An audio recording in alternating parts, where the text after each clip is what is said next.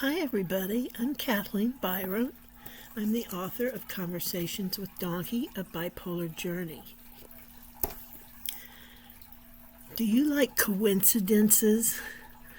I think they're fascinating and I love to read and hear about them. So I have collected a few stories here that I would like to tell you about. They're short. The first one is called The Green Berry Mystery. In the 1880s, a British man named George D. Berry was traveling by ship from England to New Zealand. While stopping in a remote port, he bought a very specific, locally made green glass bottle filled with a unique berry liqueur. He drank it, kept the empty green bottle as a keepsake, and brought it to his home in New Zealand. Decades later, he was an old man living in a completely different coastal town. His son was walking along a highly secluded rocky beach miles from any major port and found a weathered green glass bottle washed ashore. He brought it home to show his father. It wasn't just the exact type of rare liqueur bottle his father had bought 40 years prior on the other side of the world. When George examined it, he found a distinct accidental scratch on the glass bottom.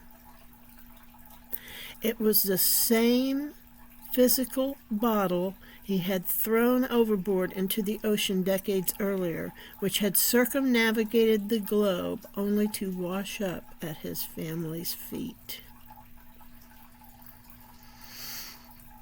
The next story is The Twin Car and the Sunken Ship. In 1914, a man named, and I'm sorry, I'm going to mispronounce something again, Giacomo Felice bought a brand new, highly distinct red sports car in Turin, Italy. A few months later, the car was stolen. Giacomo was distraught and eventually moved on, and a few years later he decided to immigrate to America to start a new life. He boarded a massive ocean liner. Mid-voyage, the ship collided with an obstacle and began to sink. Giacomo managed to scramble into a lifeboat. As he looked back at the tilting deck of the ship, the cargo hold ruptured under the pressure. Out of the hold rolled a single distinct red sports car, plummeting into the ocean right past his lifeboat. It was his stolen car.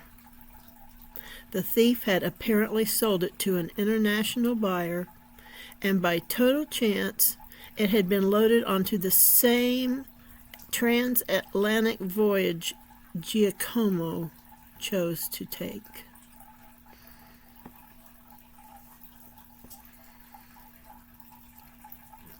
Then there is the unkillable uniform of Major Summerford.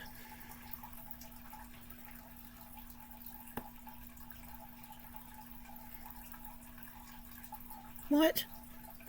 The unkillable uniform? See if you can figure out why it's called that, because I don't know. In 1918, a British officer named Major Walter Summerford was fighting in Flanders when he was struck by lightning, throwing him from his horse and paralyzing him from the waist down. He retired to Vancouver, Canada.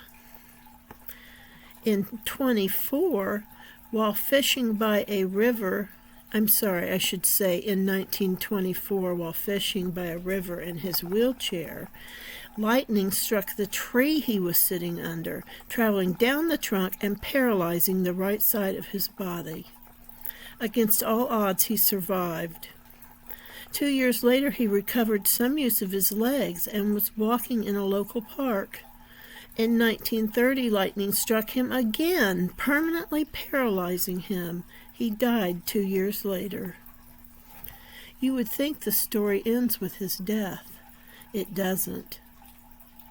4 years after Major Summerford was buried, a massive electrical storm hit the Vancouver cemetery.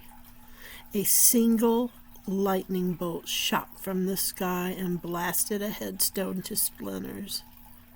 It was Summerford's grave.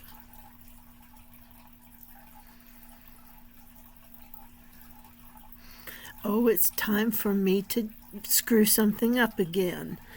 This I do not know how to pronounce. It looks like the Deus Ex Machina of the falling baby. This one is incredible. In 1930s Detroit, a young mother accidentally left her window open on the 4th floor of an apartment building. Her toddler crawled out and fell. Below, a street sweeper named Joseph Figlock was walking his route when the baby fell directly on his head and shoulders. Figlock broke the baby's fall, saving them. They both had minor injuries. It was a miracle. Exactly 1 year later, Figlock was sweeping an alleyway beneath a completely different apartment building. Suddenly, another child fell from a high window straight onto Joseph Figlock. It was the exact same toddler who had managed to crawl out of a window again. Figlock saved the exact same child's life in the exact same manner 1 year later. And that's that. But I just want to add, I was reading this to you, and I keep trying to avoid saying exact same, because they mean the exact same thing. So I apologize to all of you people out there who are pedantic like I am. I screw things up and then I'm pedantic about other things. Go figure. So I'll let you go now. Thank you for listening, and please comment, like, and subscribe if you would. Thanks for listening. Bye-bye.